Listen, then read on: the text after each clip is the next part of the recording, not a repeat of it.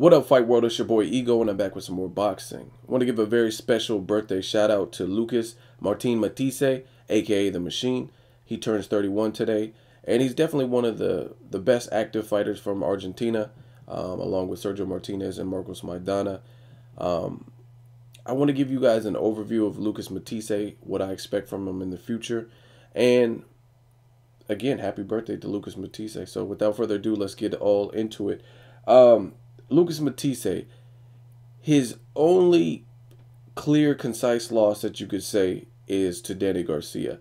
The other two are disputable. I think Zab Judah did enough to beat him. I think Matthysse was young, and he didn't do enough, I think it was in the earlier rounds, to warrant him winning that particular fight, even with the knockdown. He definitely picked up the pace. And if someone did score for him, I wouldn't be opposed to that either. But I think Zab Judah barely pulled that off. It was a very tough, close fight.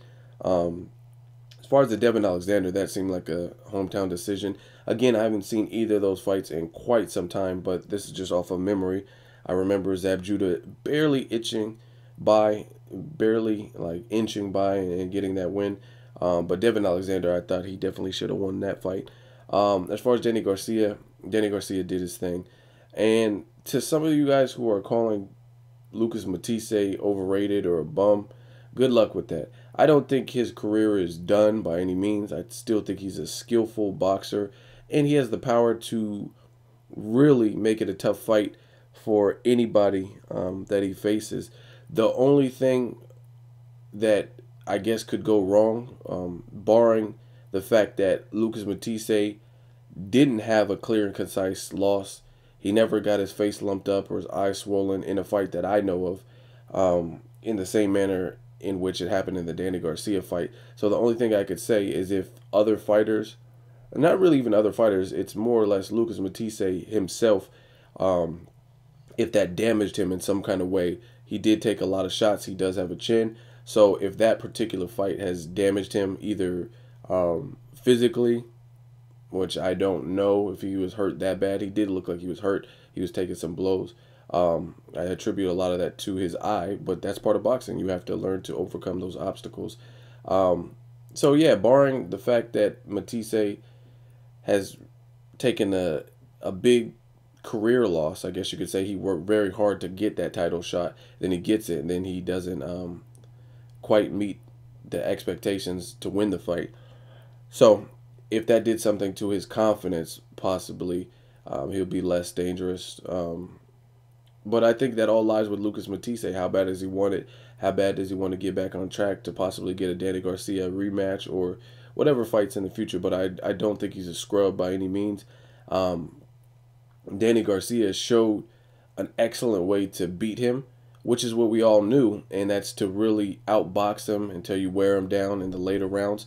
But this is the defining factor. The defining factor with that is you have to be able to take a fucking shot. And I don't know why, but in the Danny Garcia fight, I didn't see Lucas Matthysse go to the body as much or as beautifully as I've seen him do it in the past, which I was kind of disappointed in that.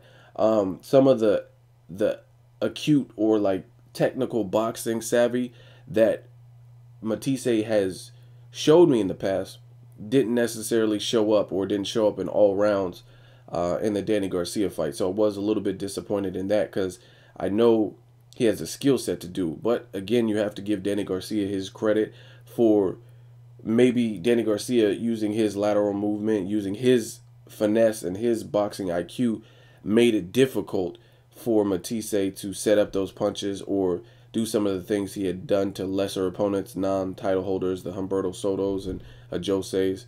Jose had an interim belt, but that's not the same as the belts that Danny Garcia had.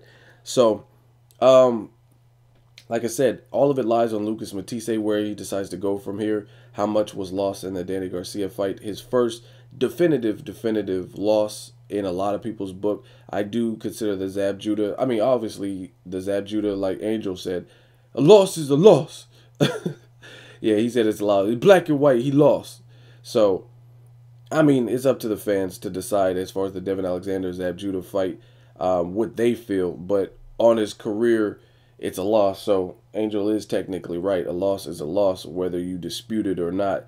Just like Manny Pacquiao lost to Timothy Bradley, or a judge scored it a draw in the Mayweather fight. This is how it sits. Despite we all know that certain decisions have been bullshit, it's happened. That's part of the corruption or the politics with boxing. Same thing with Richard Abreu versus Brandon Rios. I thought he easily won that fight, but they didn't give it to him. So as it sits, Rios beat Abreu. So it is what it is.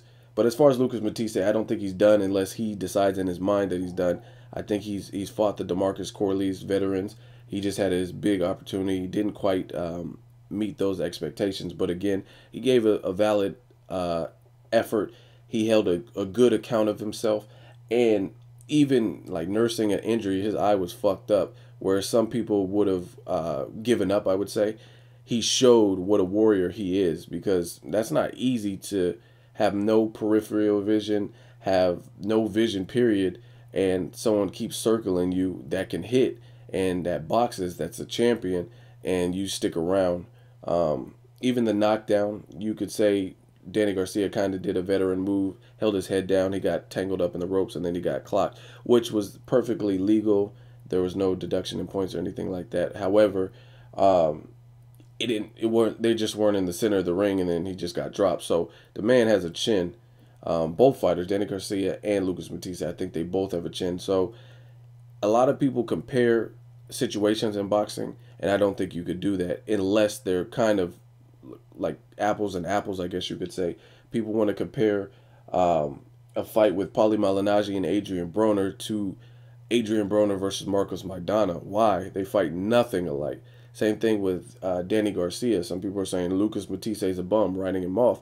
But at the same time, you got to look at Danny Garcia was the champion. He was the belt holder. So he did what he had to do. Plus, he obviously has a chin because he was taking some severe shots.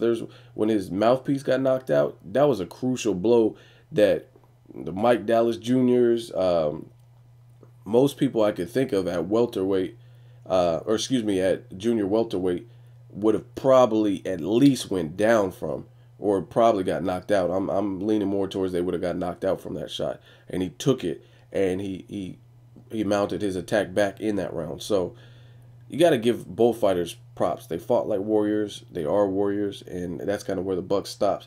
So to duplicate what Danny Garcia did, it's going to take more than just boxing on the outside. You're going to have a chin, because some of those body shots or head shots hit you. Not everyone's going to react. I don't think Amir Khan would have been able to withstand some of those shots that Matthysse did land. That's just my opinion. Not dissing anybody, but I really feel that. So I don't think Lucas Matthysse is done unless he decides. For now, happy birthday, 31.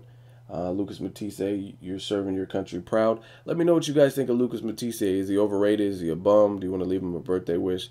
Just drop something on the page. As always, hate, comment, or subscribe. Till next video, it's Ego signing off.